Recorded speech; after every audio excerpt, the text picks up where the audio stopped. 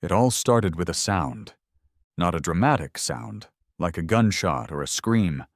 Not even an interesting sound, like a mysterious scratching in the walls that might suggest a lucrative haunting. No, this was the most mundane, most irritating sound in the entire sonic pantheon. The slow, rhythmic, and maddeningly persistent plink of a single drop of water hitting a concrete floor. Drip. There it was. Drip. And again. For 3 days, that tiny percussion had been drilling its way into my brain. At first, I'd dismissed it as one of the house's many vintage noises. I had recently inherited the place from my great-uncle Frank, a man whose two passions in life were amateur radio and the imminent collapse of Western civilization. As such, the house was a 1960s time capsule, a museum of shag carpeting, avocado green appliances, and a general miasma of mothballs and paranoia. It groaned. It settled, it popped. A little drip seemed right on brand, but by the morning of the 4th day, I could no longer ignore it. The sound had transcended annoyance and achieved a state of zen-like torture.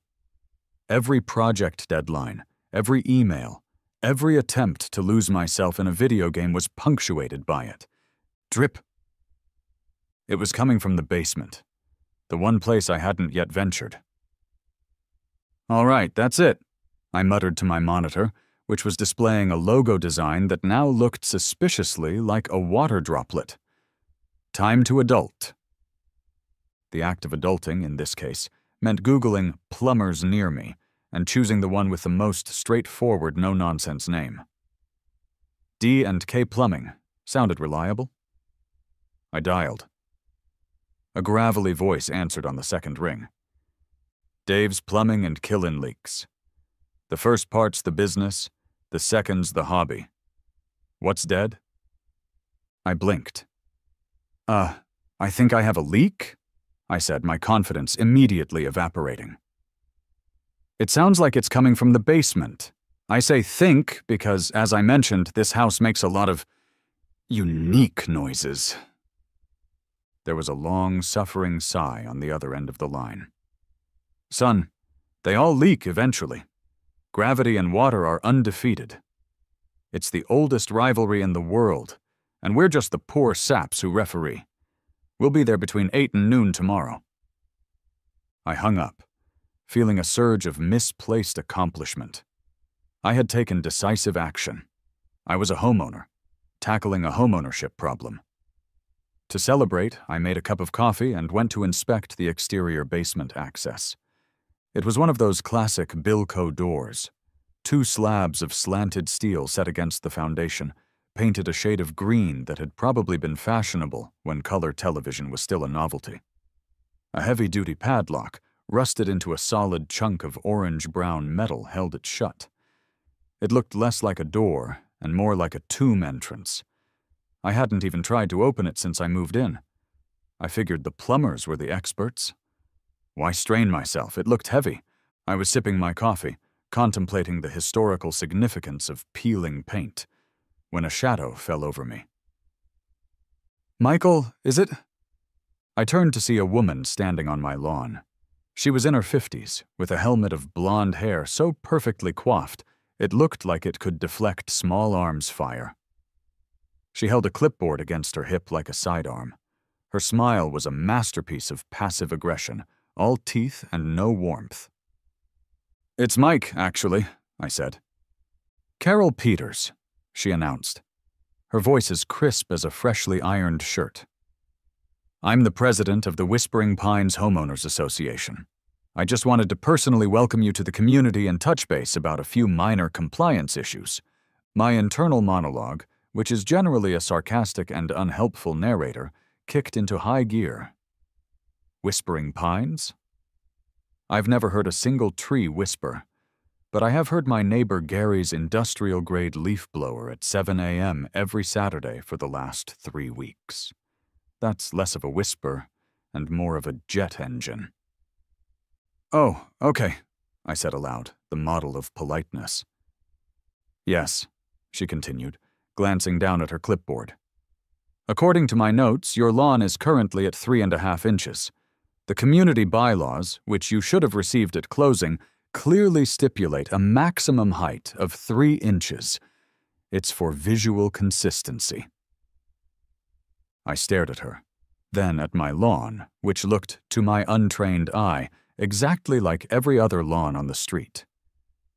Did you measure my grass? We have a precision gauge, she said without a hint of irony.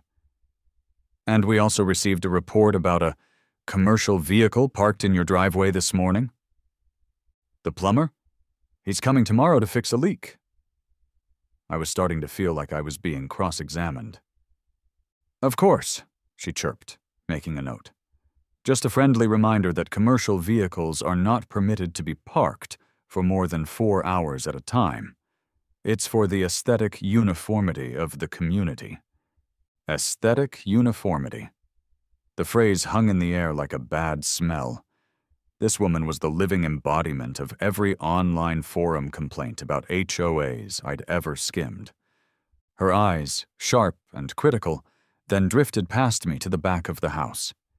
She squinted, her lips pursing into a thin line of disapproval. "And what is that fixture?" she asked, pointing a perfectly manicured finger at the green Bilco doors. "That's the basement entrance," I explained. She hummed, a low, ominous sound that seemed to vibrate with the promise of future paperwork. She made another deliberate note on her clipboard, the scratch of her pen sounding unnaturally loud in the quiet morning air. "A legacy structure. Interesting." She gave me another one of her weaponized smiles. "Well, welcome to the neighborhood, Michael. We're so glad to have you." With that, she pivoted on her sensible flats and marched back across my lawn, a one-woman battalion of beige-tinted tyranny. I stood there for a long moment, the coffee in my mug now cold. A chill that had nothing to do with the morning air crept down my spine. The dripping in the basement suddenly felt like the least of my problems.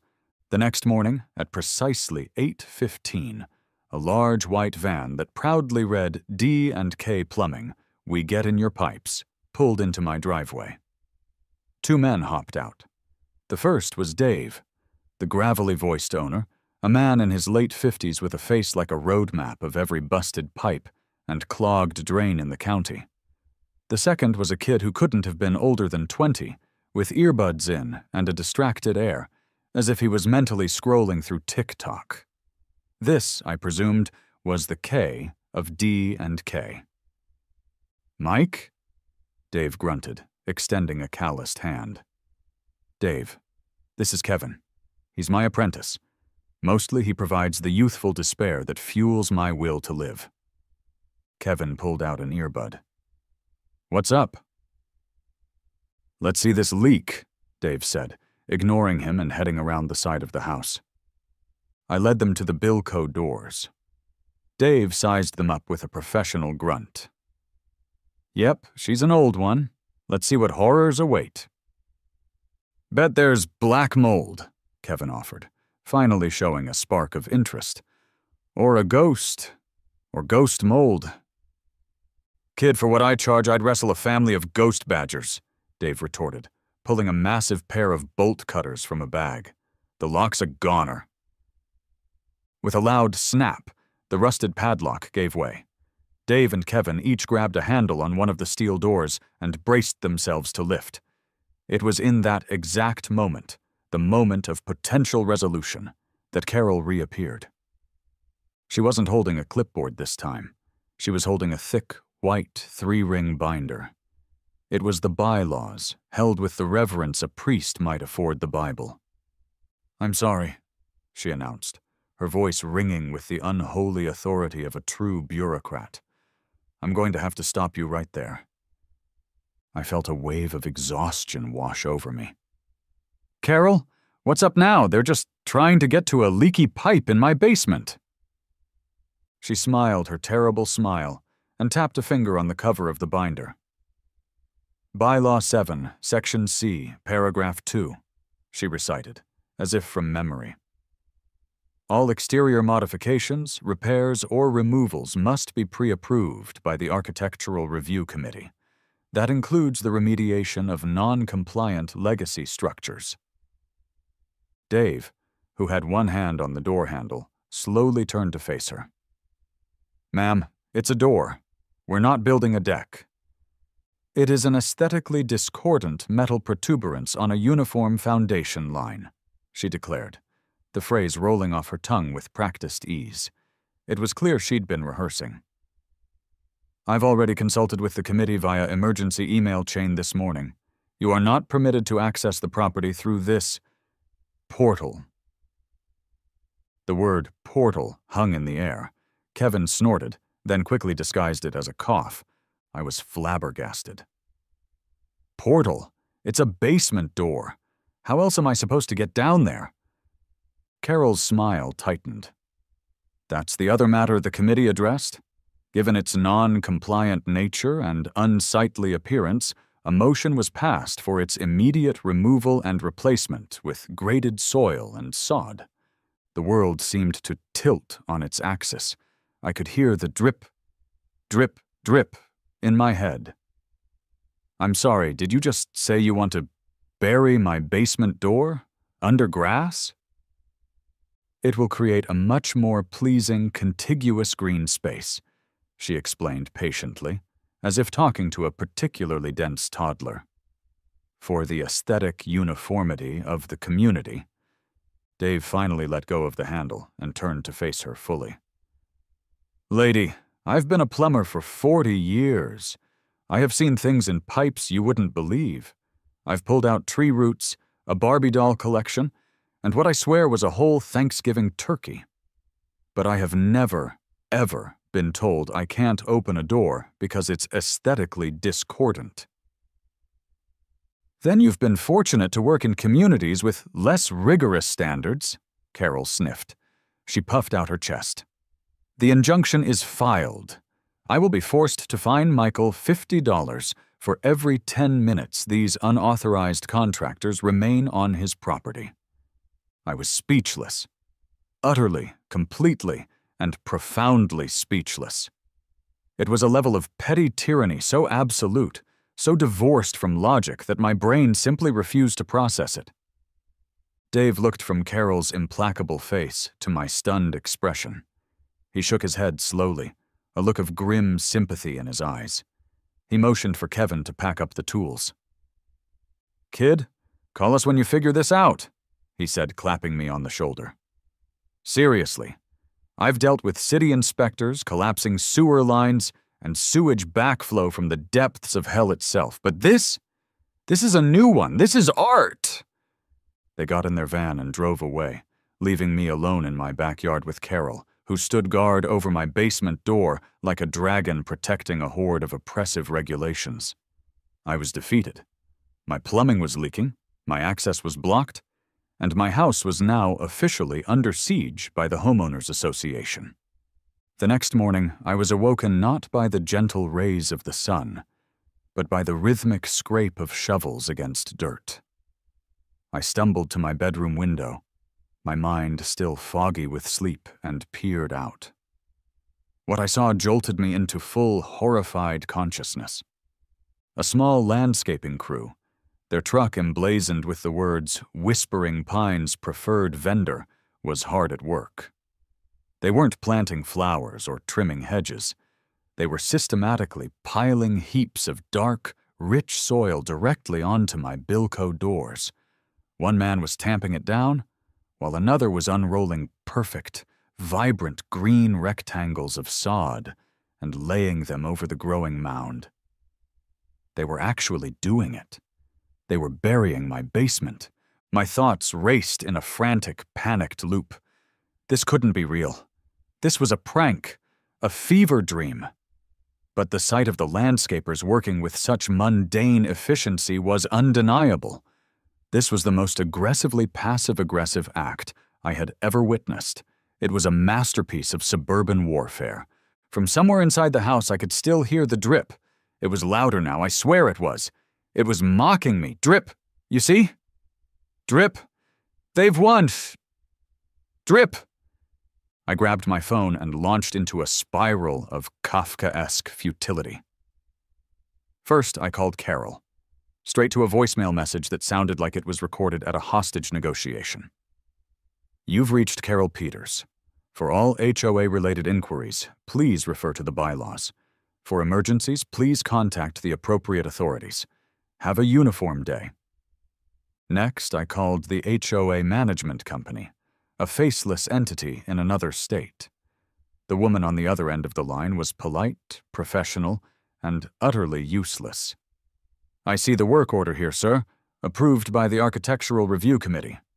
We can't override a committee decision. You can, of course, file an appeal. The appeals are reviewed at the next quarterly meeting. The next quarterly meeting? I yelled into the phone. My basement is actively taking on water. I'll have a swimming pool down there by the next quarterly meeting. I can add a note of urgency to your file, she offered, her tone suggesting this was a gesture of profound generosity. Defeated, I hung up, and, in a moment of pure desperation, dialed the police non-emergency line. I tried to explain the situation to the dispatcher, and I could hear the gears in her brain grinding to a halt as I spoke. Let me get this straight, sir, she said, her voice dripping with skepticism. Your neighbor is putting grass on top of your basement door? Yes, at the behest of the HOA. They're burying it. Is she threatening you, sir? Is there a weapon? The weapon is a 3-ring binder and an army of landscapers, I said, my voice cracking with hysteria. They're entombing my basement. There was a long pause. Sir, this sounds like a civil matter. I hung up, feeling like the biggest idiot in the world. I had been outmaneuvered at every turn by a woman whose greatest joy in life was enforcing regulations about the color of mailboxes. Fueled by a potent cocktail of rage, helplessness, and 3 cups of exceptionally strong coffee, I stormed into the garage, grabbed the rustiest, most neglected shovel I could find, and marched into the backyard. "Oh, no you don't!" I shouted at the landscapers, who barely glanced at me. I plunged the shovel into the freshly laid sod and heaved. A pathetic clump of grass and dirt came loose. I was about to go for a second scoop when the sound of an approaching siren made my blood run cold. Sure enough, a squad car rolled to a stop at the curb. Out stepped 2 officers. One was older, with the weary, 1,000-yard stare of a man who had seen the absolute dumbest aspects of humanity day in and day out. The other was young, bright-eyed, and looked like he was still memorizing city ordinances. Across the street, Carol stood on her immaculate lawn, phone held high, recording the entire scene. Of course she was. The older cop, whose name tag read Miller, let out a sigh that seemed to carry the weight of decades of neighborhood disputes. "Folks, what seems to be the problem here?" he asked, his voice flatter than a pancake. Carol scurried over, her face a mask of performative concern. "Officer, thank goodness. This man is destroying HOA-sanctioned landscaping. He's creating a hazardous excavation site. He was screaming." I pointed my shovel at the freshly sodded mound. "She buried my door! My basement is flooding, and she buried the only way in! This is my house!" The younger cop, Davis, held up his hands placatingly. "Sir, can you please put the shovel down? Ma'am, did you in fact have his doorway covered with dirt?" Carol drew herself up to her full height. It was a unanimous decision by the Architectural Review Committee to remediate a non-compliant structure in accordance with Bylaw 7, Section C. Officer Miller pinched the bridge of his nose, his eyes squeezed shut. "So it's a civil matter," he groaned, as if the words themselves caused him physical pain. "A ridiculously stupid civil matter, but a civil matter nonetheless. We can't do anything about it." "Sir," he said, looking at me, "stop digging. It's their dirt, technically." "Ma'am," he said, turning to Carol, "stop calling 911 for landscaping disputes. This is not what the emergency line is for. Have a nice day." And with that, they got back in their car and drove away, leaving me standing there, shovel in hand, defeated by bureaucracy.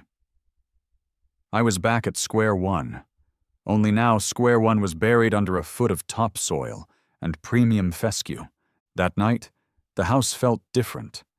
It felt like the walls were closing in, mocking my failure. The damp spot on the living room wall, which I had been trying to ignore, had grown from the size of a quarter to the size of a dinner plate.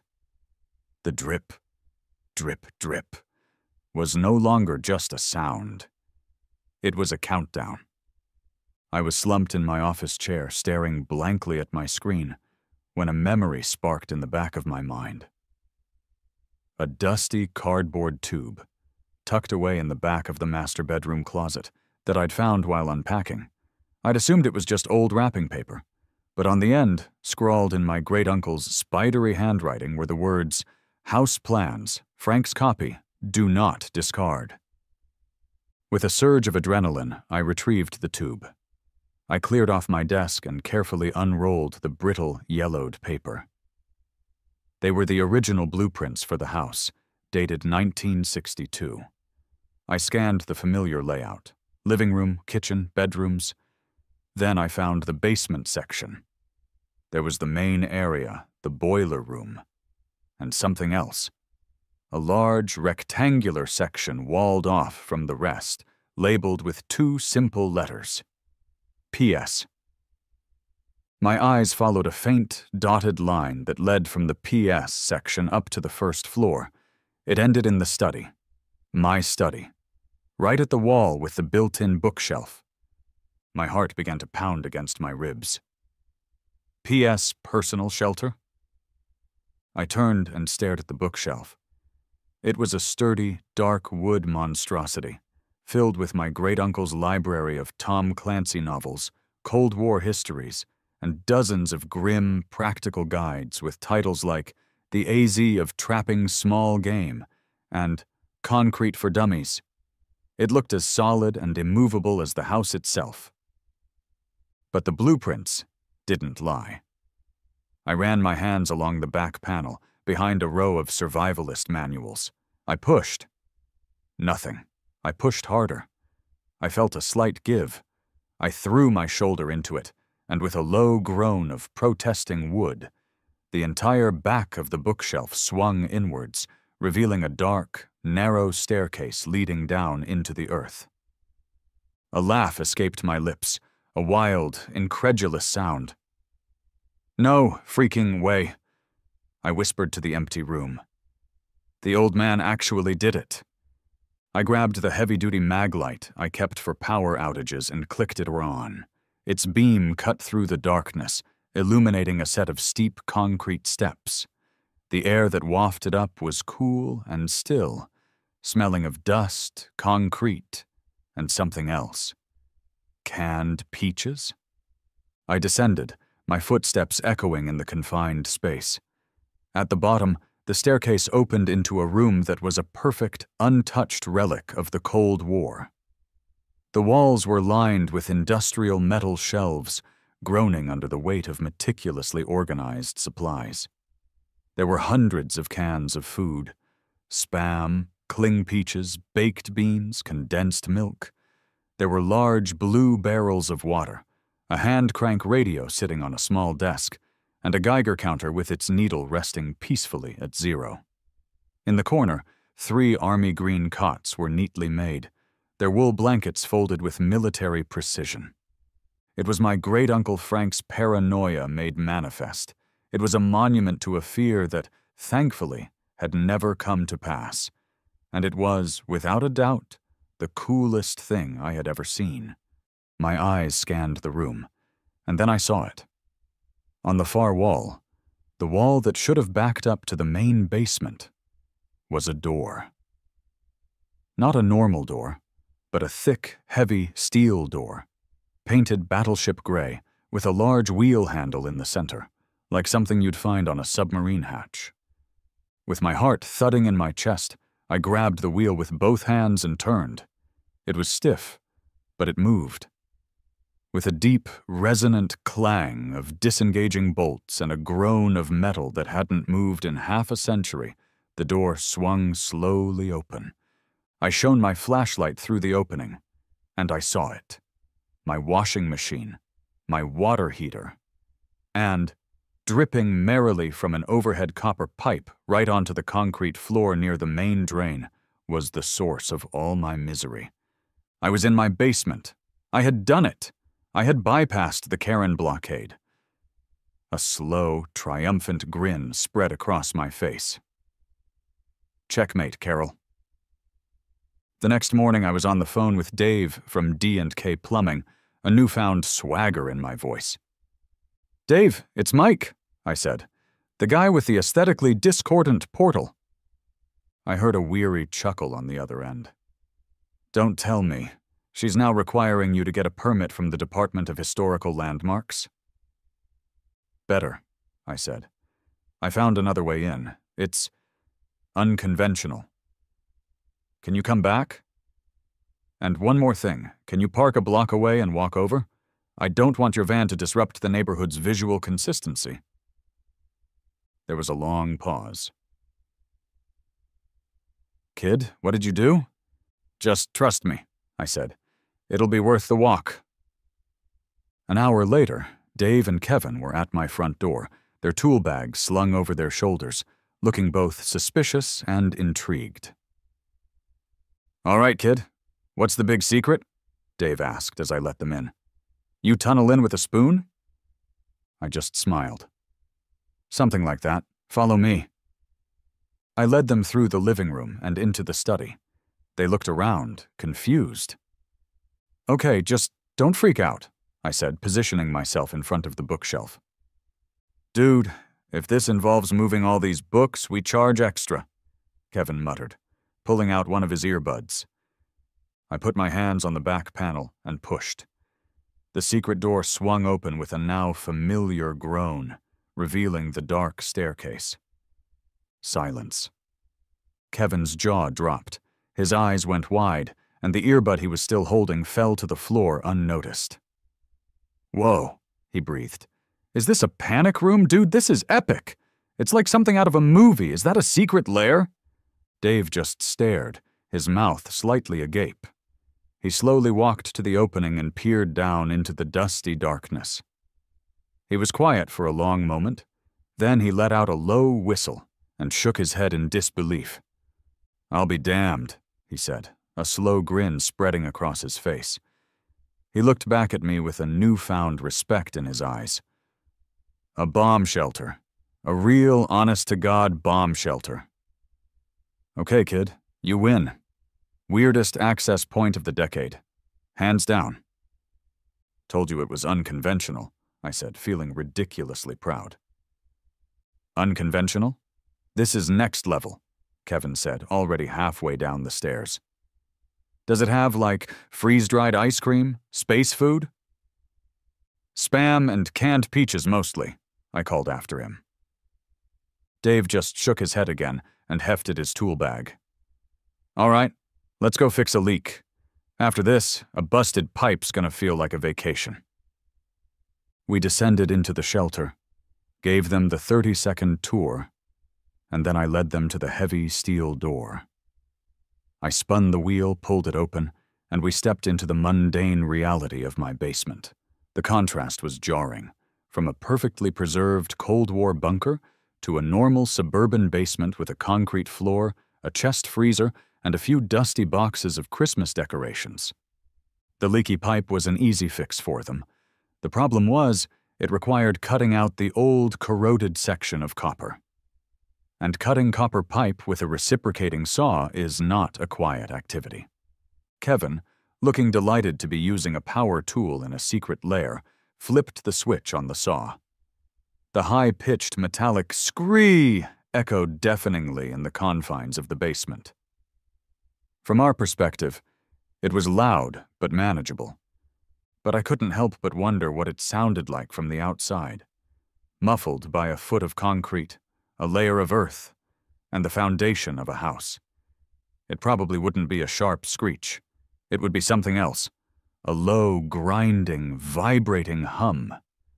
The kind of sound that a nosy, paranoid, and aggressively imaginative HOA president might find suspicious. Up on the surface, Carol Peters was watering her award-winning petunias when she first heard it. It wasn't a noise, not really. It was a feeling. A low-frequency vibration that seemed to come up from the ground itself, making the handle of her watering can buzz faintly in her hand. She paused, tilting her head. She looked around. The street was quiet. No lawnmowers, no leaf blowers, not even Gary with his obnoxious hedge trimmer.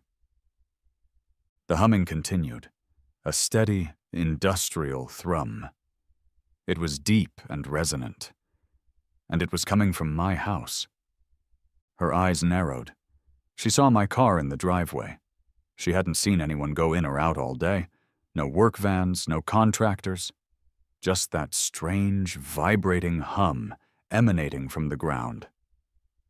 Her imagination, a faculty she normally reserved for concocting new and exciting bylaw violations, went into overdrive. What could it be? The vibrations were too steady for a simple tool. It sounded industrial, like machinery. Underground machinery. She put down her watering can and crept across her perfect lawn to the side of my house. She placed her ear against the brick foundation. The wall vibrated against her cheek, confirming her darkest suspicions. He was up to something nefarious, something that was almost certainly not approved by the Architectural Review Committee. It could only be one of two things.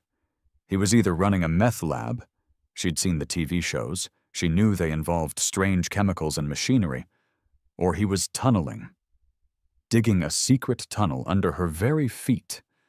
It was a flagrant violation of property lines and was seriously compromising the neighborhood's foundational integrity. Her heart hammering with a mixture of fear and righteous indignation, she pulled out her phone and dialed the 3 numbers that gave her life meaning. 911. 911. What is your emergency? Yes, it's Carol Peters again, she said, her voice a breathless whisper. 124 Whispering Pines Lane.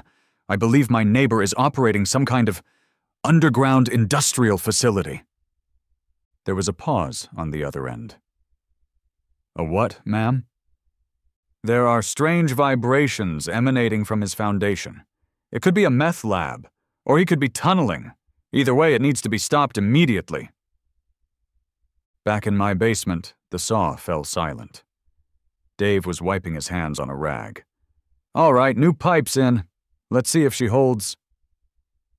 We were just admiring his handiwork when a loud, insistent banging echoed from the floor above us. It wasn't at the back of the house. It was the front door. A sense of profound dread settled in my stomach. Dave and Kevin looked at me, their eyes wide. Cops? Kevin mouthed silently. I just nodded grimly.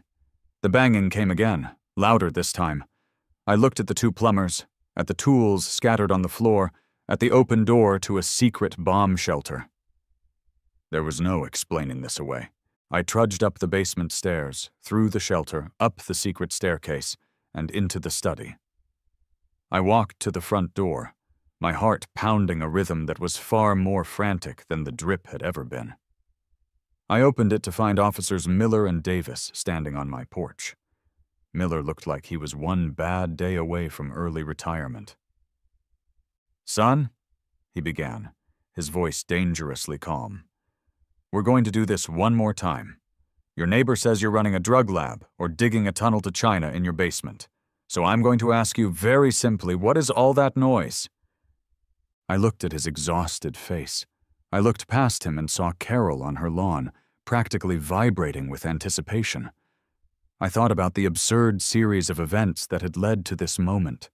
The grass measuring, the aesthetically discordant portal, the burial, the blueprints, the spam. And in that moment, something inside me snapped. The frustration, the anger, the sheer, unadulterated stupidity of it all coalesced into a single, liberating thought. This is the most ridiculous story in the world, and I am the only one who can tell it. I took a deep breath. A slow, genuine grin spread across my face. "Officers," I said, my voice filled with a strange, giddy calm. "I promise you, the truth is way, way stupider than that. Come on in. You're going to want to see this." I held the door open, and Officers Miller and Davis stepped inside, their expressions a mixture of suspicion and profound weariness. Dave and Kevin, who had followed me up from the shelter, were hovering awkwardly in the living room, looking like a pair of truant schoolboys caught by the principal. Across the street, I could see Carol shamelessly peering through my front window, her face pressed so close to the glass she looked like a fish in an aquarium. "All right, Mike, we're here," Officer Miller said, his patience worn down to a single frayed thread. "Let's see the tunnel to China."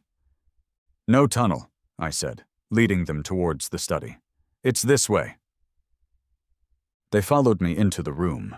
I stopped in front of the large, imposing bookshelf. "A bookshelf?" Officer Davis asked, his brow furrowed in confusion. "A bookshelf," I confirmed. I placed my hands on the familiar spot on the back panel and pushed. With its signature groan, the secret door swung inward, revealing the dark staircase. The two police officers just stared. Their training had prepared them for many things, but a hidden passage behind a bookshelf in a suburban home was clearly not one of them. Kevin let out a nervous chuckle from the other room. Officer Miller stared into the abyss for a long, silent moment. He looked back at me, then at the staircase, then back at me again. He closed his eyes, took a deep breath, and when he opened them, his face was a perfect mask of deadpan disbelief. "You have got to be kidding me," he said, not as a question, but as a statement of fact. "Nope," I said cheerfully. "This is the unconventional access point. Welcome to the PS the Personal Shelter." I flicked on my mag light and led the way down the steps. Officer Davis followed immediately, his initial suspicion replaced by a boyish, almost giddy curiosity. Officer Miller followed last, descending the stairs with the heavy tread of a man who felt he was descending into madness itself.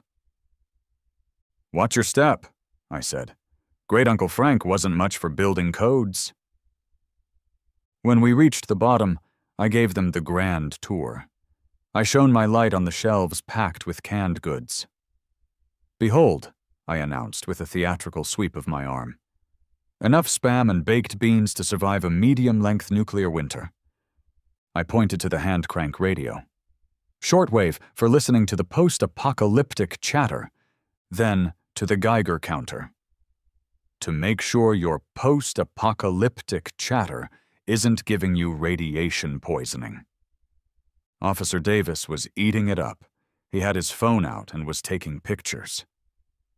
"This is incredible," he whispered, his voice filled with awe. "It's a real piece of history. My grandpa used to talk about stuff like this. I never thought I'd see one." Officer Miller, however, was not impressed. He just stood in the middle of the room, slowly shaking his head, a look of profound, soul-deep weariness on his face. 30 years on the force," he muttered to himself, loud enough for us all to hear. "I've arrested mobsters. I've delivered a baby on the side of the highway. I've talked a guy in a chicken suit off a billboard. I've seen it all. Or I thought I had." He gestured vaguely at the shelves of canned peaches. "A bomb shelter. He's got a damn bomb shelter." "And through here," I said, walking towards the final exhibit, "is where the magic happens." I spun the wheel on the heavy steel door and pulled it open, revealing my brightly lit, completely normal and now dry basement. Dave and Kevin were there, having quietly finished packing their tools. The new section of copper pipe gleamed under the bare bulb. "And that," I said, pointing to the new pipe, "was the underground industrial facility. Dave and Kevin, this is Officers Miller and Davis. Officers, this is D&K Plumbing. the alleged meth cooks. Dave gave a small, awkward wave. "Howdy, officers." Officer Miller stared at the pipe. He stared at the plumbers. He stared back at the open door to the bomb shelter. He looked like his entire understanding of the world was being rebooted, and the process was not going smoothly. Finally, he turned and began to climb the stairs back to the study. He didn't say a word. He just climbed. A man on a mission. A mission to put an end to the single stupidest day of his long and storied career. We all followed him up. Me, Davis, Dave, and Kevin. A strange parade emerging from the secret depths of suburbia. We walked through the house and out the front door, blinking in the bright afternoon sun. And there, on the lawn, was Carol. She was waiting, her arms crossed, her face a triumphant smirk. She was ready for her vindication. She was ready to see me hauled away in handcuffs, my nefarious tunneling operation finally brought to light. "Well?" she demanded as Officer Miller strode onto the lawn. "Are you arresting him?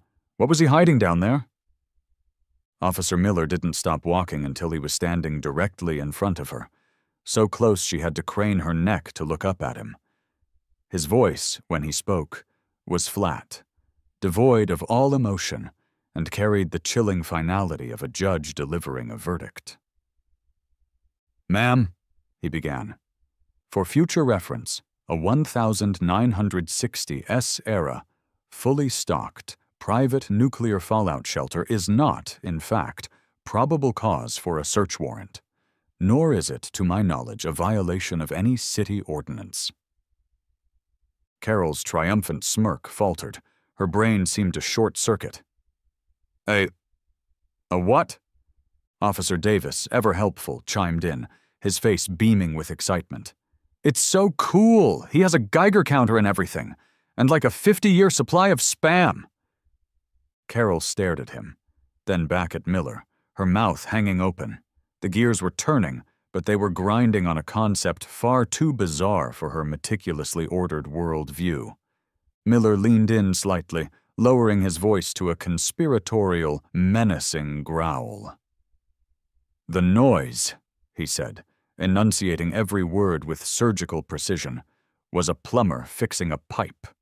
A plumber who could only access the basement through the bomb shelter because you, and I want to be very, very clear on this, illegally buried his primary basement entrance under a pile of dirt. The color drained from Carol's face. Her expression cycled through a rapid series of emotions: confusion, indignation, denial, and finally, a deep, crushing, and exquisitely public humiliation. The sheer, unassailable weirdness of the situation had shattered her reality. There was nothing in her binder, nothing in her meticulously crafted universe of rules and regulations that could counter this. The bomb shelter was her kryptonite. "So," Officer Miller concluded, straightening up, "I'd advise you to have that dirt removed immediately. Today, preferably. And if we get one more call to this block that doesn't involve an actual fire, a felony, or a legitimate medical emergency, I am going to be very, very unhappy." He gave her a thin, terrifying smile. "Have a nice day." He turned and walked back to his squad car. Davis gave me a thumbs up and followed him. Dave and Kevin, trying and failing to suppress their laughter, headed for their van. I stood alone on my porch, breathing in the sweet air of victory.